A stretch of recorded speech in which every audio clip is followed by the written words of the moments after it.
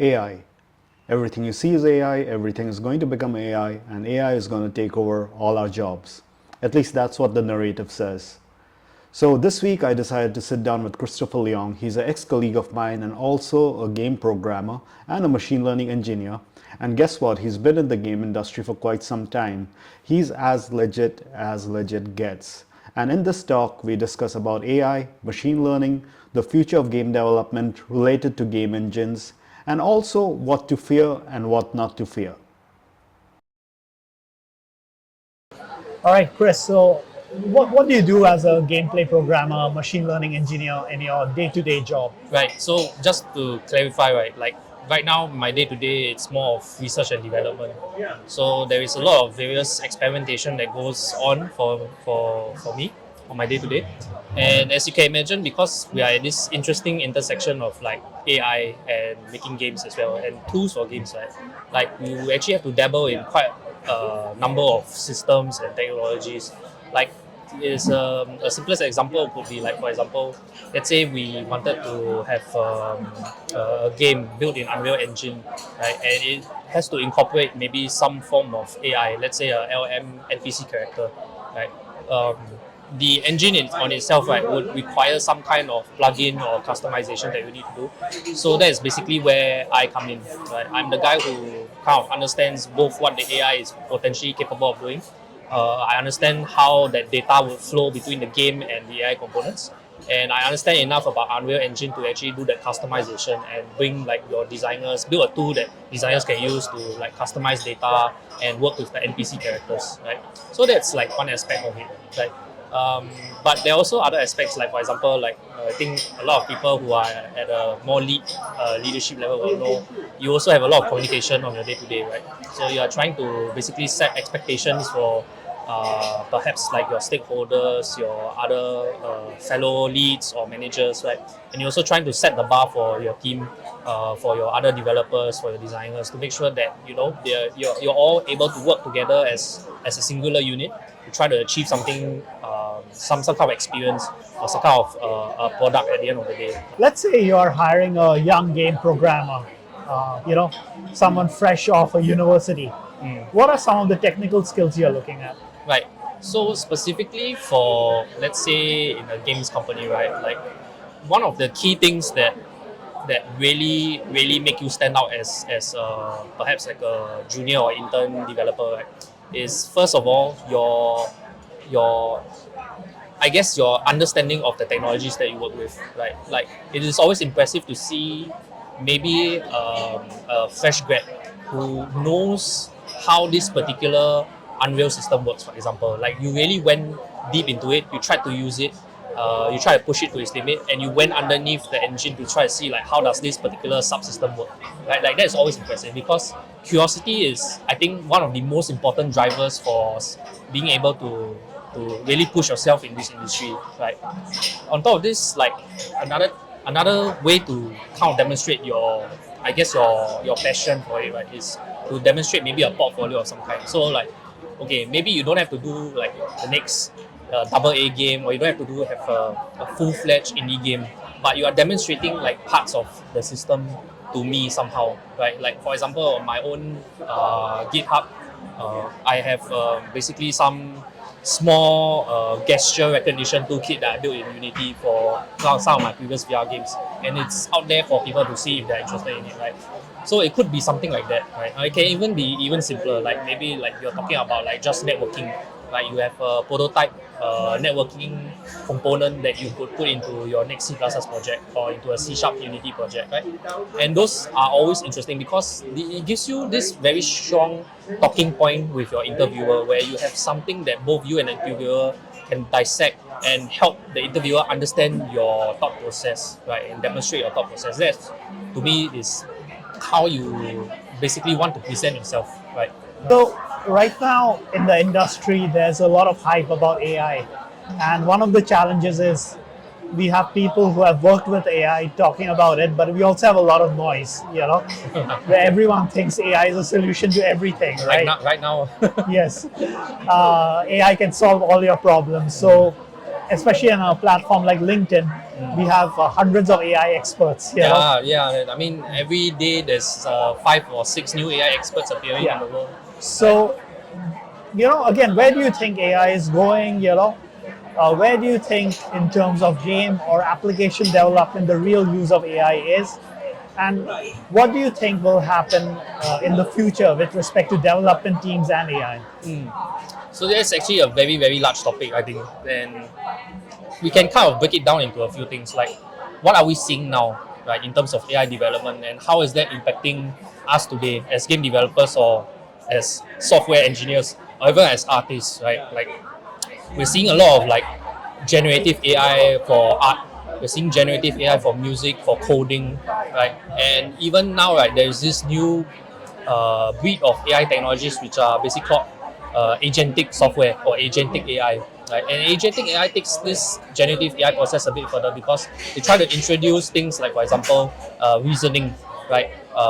As well as like automatic tool calling, right? So the ability for your AI to actually use things like your calculator, your Google search, and even now you are seeing like some startups trying to automate Unreal Engine, right? They're trying to have agentic Unreal Engine, right?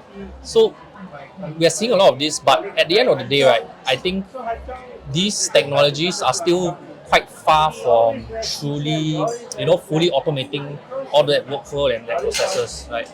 And at the end of the day, like, let's say, let's do a case study. Like, most recently, right, I've been exploring things like agentic software development. So you may heard in the news of like Devin, which costs 500 USD per month to use, right? And there are other agentic software toolkits out there as well, right?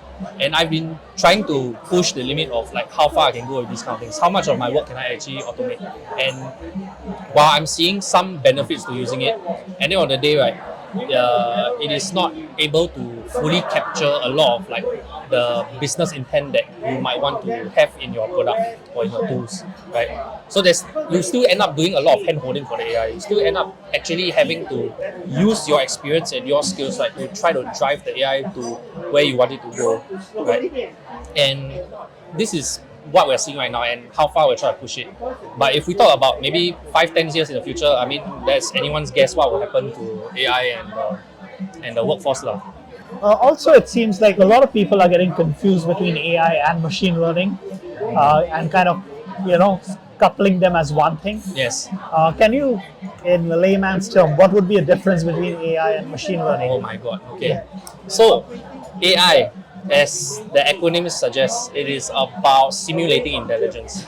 It is about perhaps having the computer or the software come up with decisions and take actions based on those decisions. So like if we talk about like classical AI or game AI even, you have your classical sense, think and act loop for all games, right? So like FPS games, all of them have like some raycast to do sensing. There's some kind of thinking process where like I'm comparing the player distance to my HP, to my ammunition, to decide whether I should take cover, reload my gun, or shoot the player, right? And then there's act, which is the behavioral aspects of things, right? So that is AI, right? That is the classical definition of AI, right? Likewise, it actually doesn't really matter if you're using like a finite state machine or a neural network to make decisions, because both are simulations of intelligence. Both are artificial in that sense, right? So you can think of like AI as an encompassing field of study, which just so happens to include things like machine learning. Okay. Now, machine learning is where the AI definition becomes more narrow in the sense that we are actually talking about statistical methods that builds an approximation of some kind of like approximation of behavior based on the data, right? And the key aspect here is the learning aspect, right? So unlike like classical AI where you have routines that are baked into the machine and you have to reprogram it for it to do any changes, right? The learning aspect of the machine learning software or algorithms, right, would basically talk about like how the intelligence of it, right, is molded by its training data, right? So it's, in a sense, in a very rough sense, actually learning from data. Yeah. Controversial question here, especially for people who are new to the domain or stakeholders.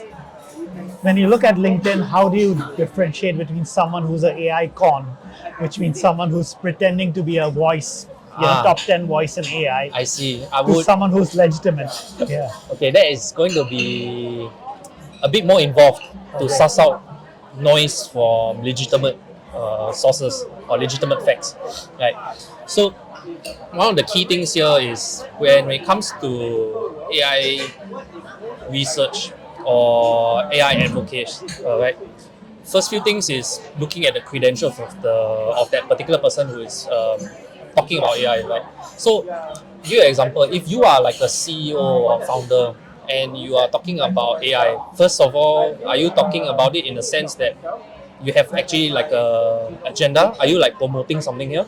Right? And if you are promoting something, that's already an indicator that maybe take it with a grain of salt, take the information with a grain of salt. It might not be realistic, right? It might not be a good general sentiment that you can utilize or actuate on, right?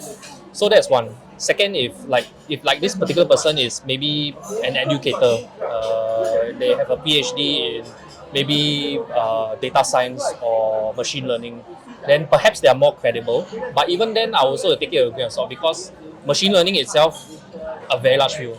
It doesn't necessarily mean that if you know one particular field, like for example speech recognition, if you know speech recognition, you kind of know the general basics of machine learning, but you might not know like the economical impact of AI for artists, for example. So you kind of see like you have to have I guess your own judgment into whether you should be believing that person when they're talking about something that's so far from where they are at, right?